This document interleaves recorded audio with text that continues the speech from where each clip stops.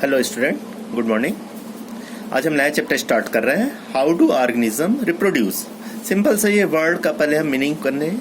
Reproduction में हम यदि री को हटा दें, प्रोडक्शन का मतलब होता है उत्पादन करना, और उसी चीज का फिर से उत्पादन, दैट इज कॉल्ड रिप्रोडक्शन। तो अब हम इसको डिफाइन करेंगे, the process by which an organism produce same kind of new individuals are called reproduction. अब देखिए, रिप्रोडक्शन में एक ऑर्गेनिज्म जो एक पहले से एग्जिस्ट कर रहा है, उसके जरिए नया ऑर्गेनिज्म का बनना या उसी की जैसे न्यू ऑर्गेनिज्म का फॉर्मेशन होना, दैट इज कॉल्ड रिप्रोडक्शन। अब देखिए, रिप्रोडक्शन का इंपॉर्टेंट क्या है। इंपॉर्टेंट होने से या इंपॉर्टेंस ऑफ रिप्रोडक्शन का मतलब हो जाता है जो ऑर्गेनिज्म है वो अपने आप को कंटिन्यू रखना चाहता है, अपनी स्पीसीज को कंटिन्यू बनाए रखने के लिए जो प्रोसेस परफॉर्म करता है, दैट प्रोसेस कॉल्ड रिप्रोडक्शन। तो पहले मेंटेनेंस ऑफ द एग्जिस्टेंस हुआ, दूसरा प्रिजर्वेशन ऑफ स्पीसीज, जब अपने जैसे नए वन को प्रोड्यूस करते चल जाएगा तब ऑर्गेनिज्म की स्पीसीज प्रिजर्व होगी, और धीरे धीरे उस ऑर्गेनिज्म के स्ट्रक्चर में चेंज आते चल जाता है और उसके थ्रू न्यू स्पीसीज बन जाती है, उसको हम कह देते हैं ओरिजिन ऑफ न्यू स्पीसीज। तो इंपॉर्टेंस ऑफ रिप्रोडक्शन में आप ये 3 पॉइंट याद रखेंगे, maintenance of the existence, preservation of species, origin of new species. जब ऑर्गेनिज्म धीरे धीरे न्यू स्पीसीज की ओर मूव करता है, मतलब उसमें न्यू स्पीसीज कैसे फाउंड होती है, उसके स्ट्रक्चर में चेंज आते चल जाता है, सब स्पीसीज फाउंड होगी और सब स्पीसीज कंटिन्यू होते चल जाती है, तो न्यू स्पीसीज का फॉर्मेशन हो जाता है। तो ये जो चेंजेस आ रहे हैं, दैट चेंजेस कॉल्ड वेरिएशन। तो वेरिएशन क्यों आता है, तो हम बता दें, वेरिएशंस के लिए रिस्पॉन्सिबल होते हैं जेनेटिक मटेरियल, और जेनेटिक मटेरियल नॉर्मल वे पे हम जिनको कहते हैं न्यूक्लिक एसिड्स। और न्यूक्लिक एसिड 2 टाइप के होते हैं।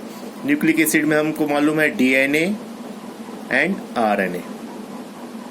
तो डीऑक्सीराइबो न्यूक्लिक एसिड और राइबो न्यूक्लिक एसिड, एक्चुअल में ये एक जनरेशन से दूसरी जनरेशन पे मैसेज को या करेक्टर को या इंफॉर्मेशन को ले जाने वाले यूनिट्स होते हैं।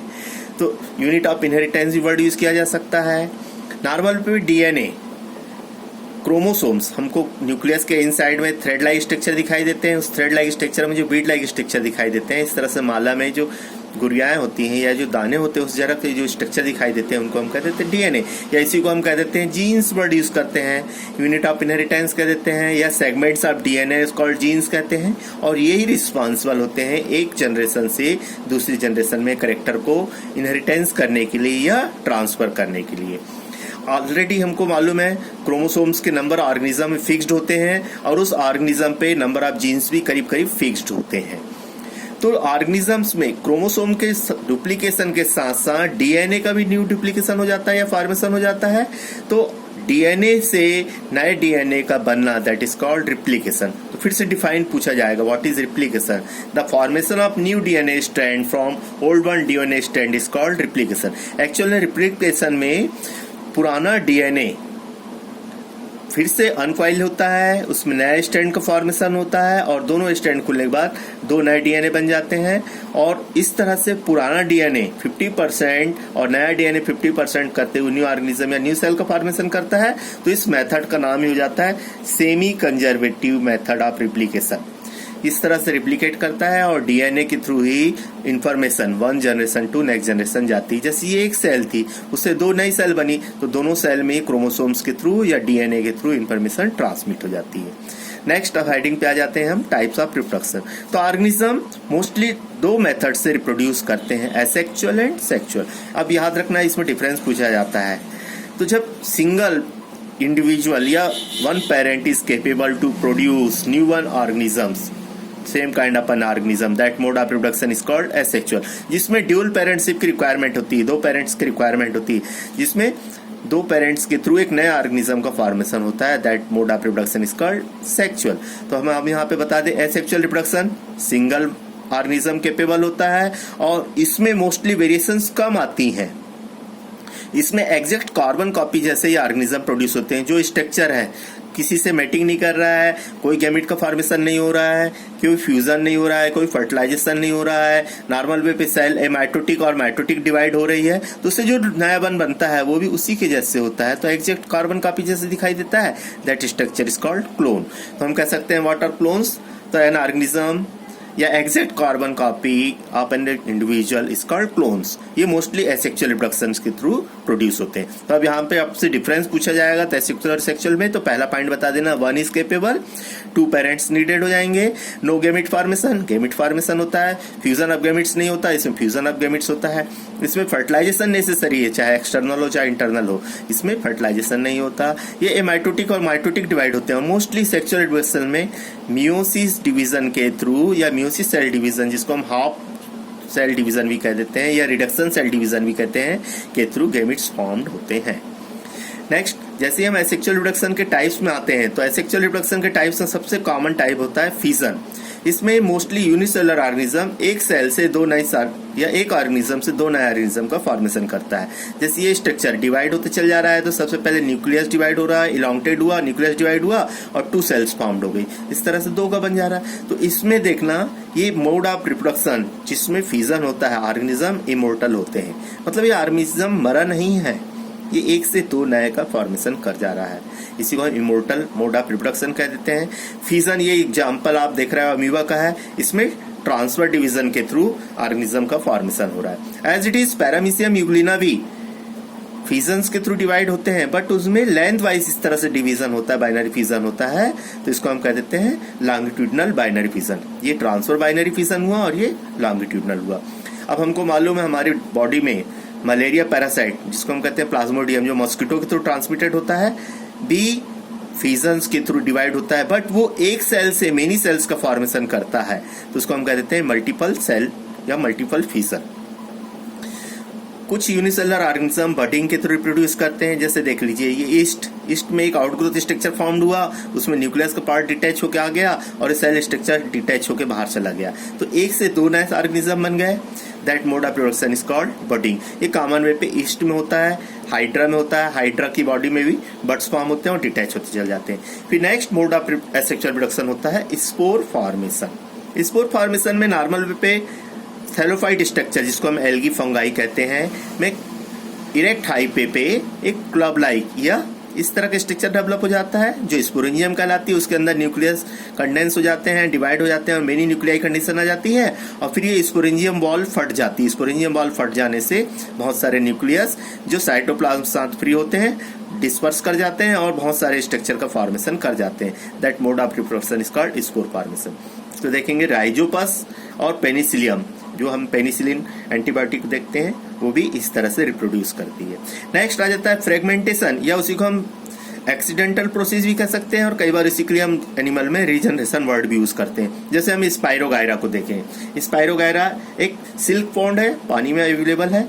जैसे ही एनिमल्स के मूवमेंट से उसका स्ट्रक्चर डिटैच होता है, जैसे कट गया तो ये वाला पार्ट जहां पे भी तैर के पहुंचा वहां पे उसने नए स्ट्रक्चर का फॉर्मेशन कर लिया, तो ये फ्रेगमेंटेड पार्ट्स ने न्यू स्ट्रक्चर फॉर्म कर लिया, और जो रिमेनिंग पार्ट जहां रह गया था उसने अपना रिमेनिंग पार्ट्स को डेवलप कर लिया।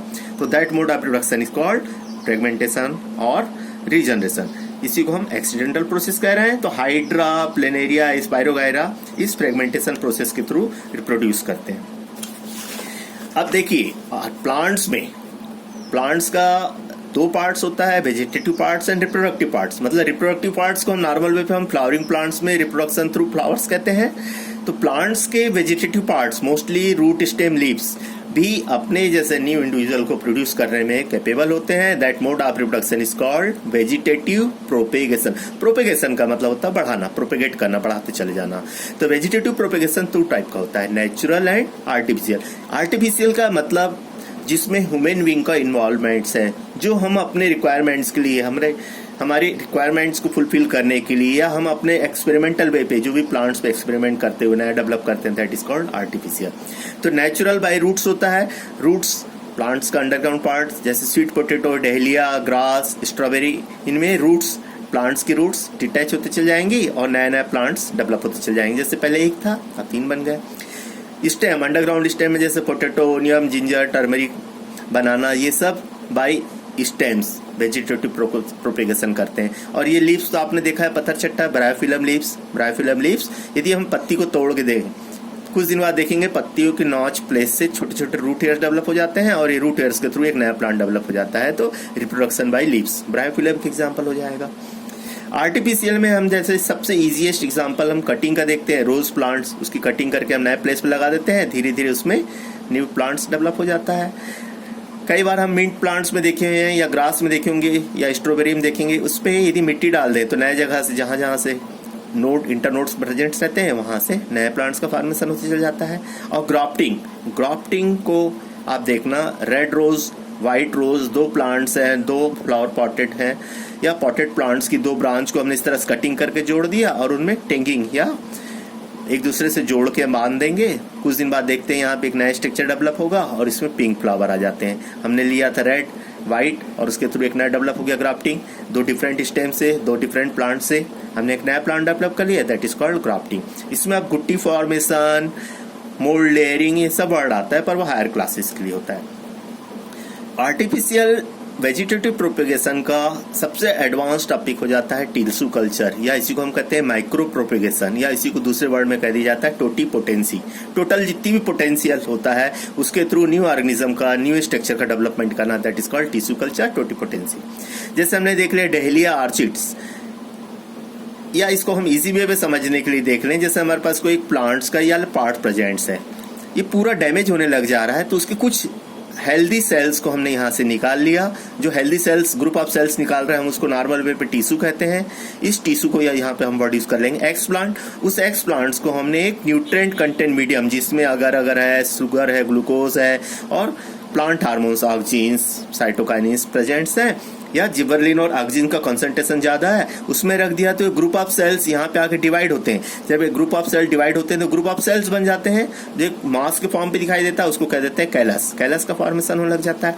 अब इसको हम एक वेलवेट पेपर के थ्रू या मखमल के सीट के थ्रू जहां से चिपका के उसको उठा के दूसरे मीडियम में शिफ्ट करते हैं। वहां पे हमने साइटोकाइनिन का कंसंट्रेशन ज्यादा किया है, nutrient medium as it is है, तो वहां पे प्लांट्स जैसे स्ट्रक्चर बनने लग जाते हैं, उनको कहते हैं प्लांटलेट्स। अब ये प्लांटलेट्स को हम उठा के हम जमीन में शिफ्ट कर देते हैं तो सीडलिंग हो जाता है और सीडलिंग से नए प्लांट डेवलप होने लग जाते हैं। तो हमने देखा कि ग्रुप ऑफ सेल्स जिससे हम कम समय में इन विट्रो कंडीशन पे आर्टिफिशियल मीडियम के थ्रू बहुत सारे प्लांट्स एक ही समय पे मिलियंस प्लांट भी प्रोड्यूस कर सकते हैं, that mode of production is called micro propagation. ये आर्टिफिशियल मीडियम का सबसे एडवांस टेक्नोलॉजी है। अब इस टॉपिक से रिलेटेड जो असाइनमेंट आपको दिए जा रहे हैं, असाइनमेंट 1 एंड असाइनमेंट 2, आप उसको कंप्लीट कर लेंगे। हम अभी नेक्स्ट टॉपिक पे सेक्सुअल रिप्रोडक्शन के बाद प्लांट में सेक्सुअल रिप्रोडक्शन पढ़ेंगे, उसके पहले आप ये असाइनमेंट कंप्लीट कर लेंगे।